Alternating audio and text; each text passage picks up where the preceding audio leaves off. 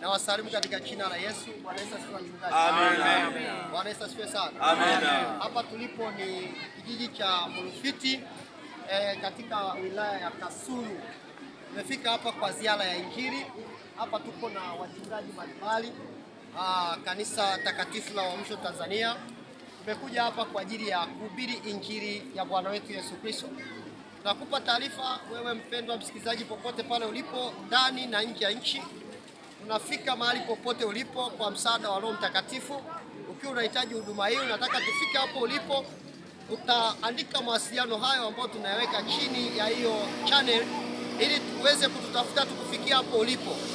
Nasi tuko tayari, tumejitoa kwa ajili ya Bwana ili kuwafikia watu wote. Haleluya. Amen. Bwana, naona wachungaji hapa wameshikana mkono kama ishara ya umoja, ishara ya upendo na ishara ya kutiana nguvu. Amen. Ili tuweze kuwafikia watu wote kwa msaada wa Roho Mtakatifu. Amina wachungaji. Amen. Tuinue mikono namna hii.